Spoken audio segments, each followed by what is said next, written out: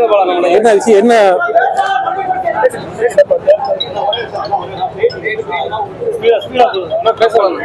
இன்றைய தினம் தேசிய ஜனநாயக கூட்டணியின் சார்பாக திருப்பூர் தெற்கு சட்டமன்றத்தினுடைய பாரதிய ஜனதா கட்சியினுடைய தாமரை சின்னத்தில் எனக்கு வேட்பாளராக சட்டமன்ற தேர்தலில் வாய்ப்பு கொடுத்திருக்காங்க. அதற்கு எனக்கு வாய்ப்பு கொடுத்த பாரதிய ஜனதா கட்சியினுடைய மோடி அவர்கள், அமித்ஷாஜி அவர்கள், தமிழகத்தினுடைய தலைவர் நயினார் நாகேந்திரன் எம்எல்ஏ அவர்கள், அண்ணாமலை ஐபிஎஸ் அவர்கள்,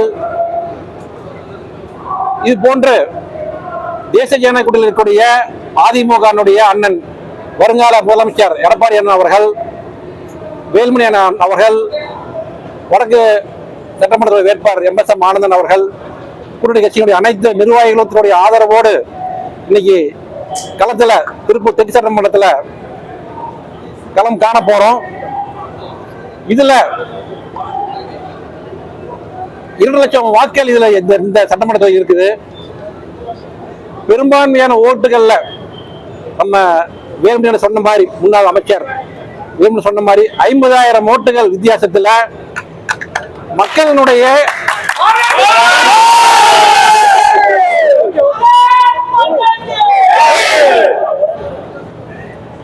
மக்களுக்கு இன்றைய தினம் இப்ப பார்த்தோம்னா கடந்த 5 ஆண்டு காலமாக தமிழகமாகட்டும், திருப்பூர் மாநகரமாகட்டும், திருப்பூர் தெற்கு சட்டமன்றமாகட்டும், திருப்பூர் தெற்கு சட்டமன்றது ஆனது 21 வார்டுகளை கொண்டது.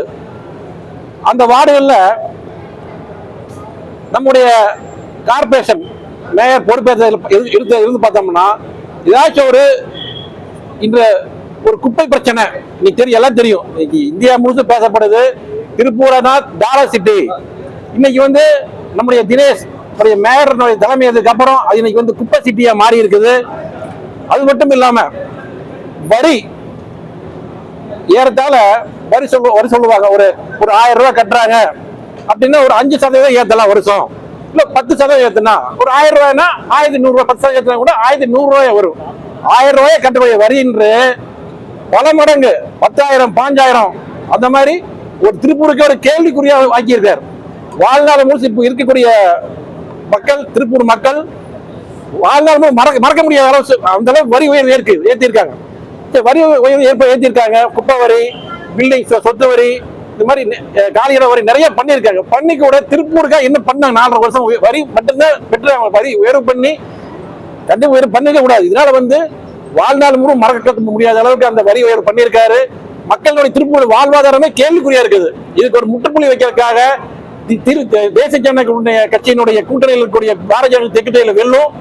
கொங்கு பேட்டில் அனைத்து அதிமுக, பிஜேபி